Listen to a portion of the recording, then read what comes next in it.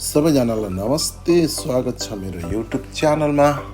आज म हजुरहरूलाई बुद्ध हिमालको बारेमा केही कुराहरू भन्न गइरहेको छु। सो गाइज, यो चाहिँ गोर्खा जिल्लाको बारपाकदेखि माथि पर्छ।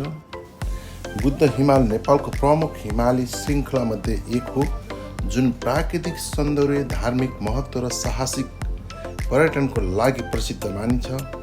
नेपाल विश्वकै अग्ला हिमालहरूको देश भएकोले यहाँ रहेका विभिन्न हिम श्रृङ्खलाहरूले देशको गौरव बढाएको छ। बुद्ध हिमाललाई शान्ति, अध्यात्म र प्रकृतिको अनुपम मिश्रणको प्रतीकको रूपमा पनि लिइन्छ। यो हिमाल क्षेत्र अत्यन्त रमणीय, शान्त वातावरणले भरिएको छ। यहाँ अग्ला हिउँले ढाकिएको चुचुराहरू, गहिरो खोजहरू, हरियाली पाहाडहरू, स्वच्छ वातावरणहरू देख्न सक्नुहुन्छ। विशेष गरी पदयात्रा, ट्रेकिङ गर्न मन पराउने पर्यटकहरू यस क्षेत्रमा धेरै आउने गर्छ।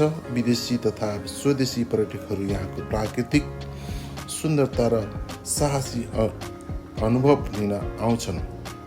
धार्मिक र सांस्कृतिक दृष्टिकोणले पनि बुद्ध हिमाल महत्त्वपूर्ण मानिन्छ।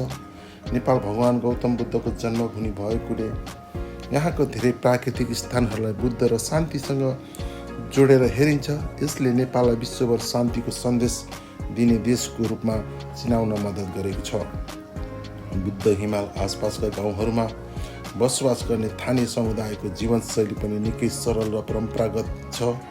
उनीहरूको सांस्कृतिक परम्परा, वेशभूषाले नेपालको मौलिक पहिचान झल्काउँछ।